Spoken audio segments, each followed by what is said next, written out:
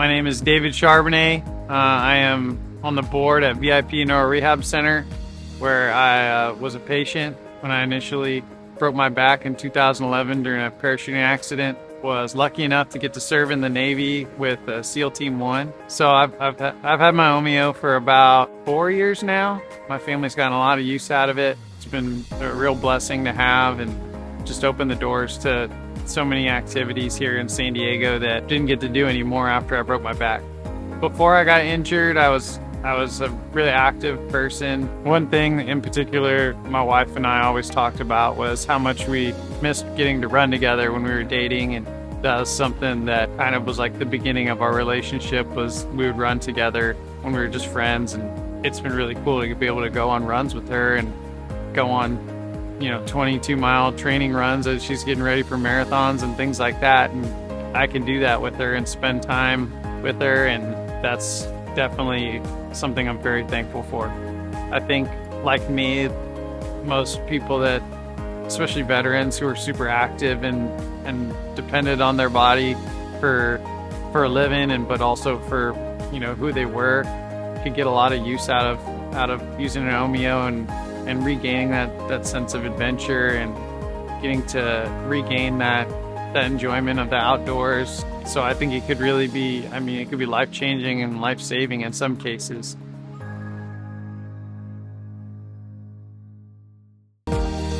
My name is Marilyn. Last name is Salisbury. So I had polio when I was 3. And since then, I've used one mobility device or another. The problem with the manual chair is eventually my shoulders didn't like it anymore. And so I thought, okay, that means I'm going to have a power chair of some kind. And that's when I saw the Omeo. And I said, that's the chair I want. I've had the Omeo since 2019. What caught my attention the most was the interaction. The fact that I wasn't just going to sit with a joystick. I am not a joystick person. Me and joysticks do not get along. My favorite thing to do in the Omeo is go fast. I love fast. The first time that we were out and she was in this and running around and I was walking, she'd take off and come back, and she told me that her whole life she's always been last one to get there. And with this, she's no longer last. She can be in the middle of the pack, she can be leading the pack, she can be anywhere she wants with this. It gives her a freedom to be like everyone else. It's showing me more of what the able-bodied world is. My husband and I took a trail down to the beach, and I realized that I want to do more of that. I've missed out on a lot of what just normal people do, just going for a hike in the woods. It's something that I never did before. I imagine what that's like, but experiencing it is a whole different thing. If it weren't for the Omeo, I would be spending more time at home doing jigsaw puzzles instead of getting out and going places that I'd like to go. And it's really as simple as that. So, yes, on the Omeo. Hi, my name is Marlon Ben, United States Navy. I was a machinist mate. I was diagnosed with syringomyelia, and I'd like to thank Garrisinis Foundation for getting me this Omeo, which has helped me to continue enjoy my life. I served in the United States Navy. I was a machinist mate for 4 years, and then I did 10 years active in the reserve. I was diagnosed with syringomyelia, and this is what pretty much put me in the chair. In terms of my normal everyday life, it allows me to go everywhere, or mostly go out in general, different places, because it looks great. So there's always a conversational piece. Hey, where did you get that? Wow, that's cool. That's nice. Make you feel good. If you don't feel good, something wrong with you. People don't see it as like a wheelchair. They see it just as a cool machine. You feel great, It's a fun ride. It's exciting. And I ride it every day, every single day. There's no day I don't ride it, every day. Take my dogs out every day. I could keep up with them. The Omeo got some good speed on it, so They usually run in front because I want them to run in front so I could observe them. But if I wanted to get ahead of them, there'd be no problem. It saves your shoulders, you know, and not only that, you go to the store, you could push the cart. You can't push your cart in a manual wheelchair because you need both hands. But with this, you take it off the handle mode, hold onto the cart, you lean forward, it goes forward, you lean backwards.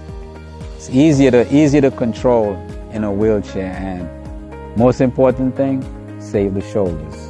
If it wasn't for the Omeo, maybe I may not be going out as much, riding here, riding there, visiting different places. I started bowling, which is one sport I really love, and I'm trying to get as good as possible with it. And I like the challenge it brings, you know, learning how to read the lanes, you know, the challenge of bowling against yourself or bowling with someone else, because you could bowl one day, you bowl a 180, next day you bowl 100. So it takes a lot. It's not just going to the bowling alley and just throwing a ball. It's a very difficult sport, and I like the challenge that it offers. If it wasn't for the Omeo, I won't be having so much fun. It's really important when approaching a curb in the Omeo is that you make sure that you're lined up with the curb. So you want to make sure that both tires are making contact at the same time, so that when you're attempting to go over the curb, you don't turn yourself around and you go directly over it. When you're riding an Omeo, you might come across some uneven terrain.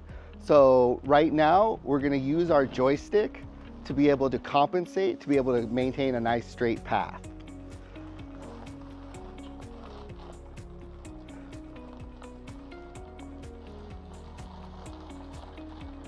When it comes to the Omeo, you need to be able to lean backwards to stop your acceleration. So the Omeo doesn't stop on a direct line. You need to be able to have a little bit of room to be able to come to a complete stop.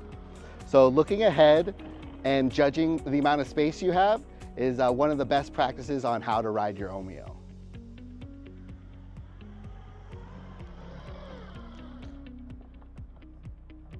So in the Omeo, a really good practice is doing figure eights in the Omeo. By doing figure eights, you can concentrate on the amount of space you need to turn in between things, as well as you can see the spatial awareness needed to get around objects. Additionally, it's good to try the same figure eight combination in the seat steering aspect. So then you realize how far you need to turn, to lean, to be able to turn yourself properly. When you're in the Omeo, the more you lean, the tighter your turns are going to be.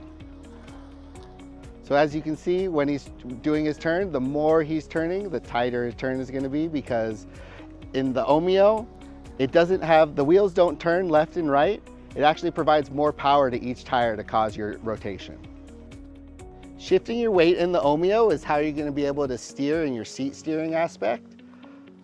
So you can either use your upper body to pull yourself left and right, or you're able to use your core by leaning left to right.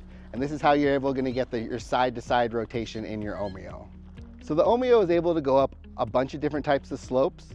The only thing preventing it from going up certain slopes is where the legs retract into the Omeo.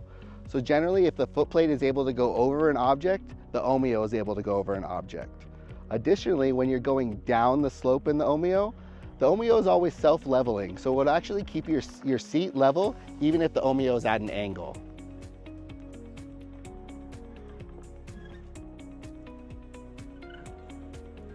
So it's really important when you're approaching a slope in the Omeo is to make sure you have enough momentum to get up the slope completely.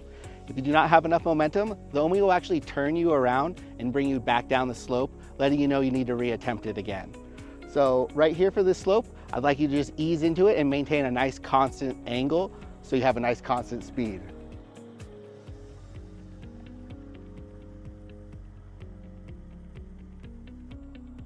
The Omeo itself always wants to go path of least resistance. So when you're on a slope, it'll actually want to turn you down slope if you're not compensating with your joystick.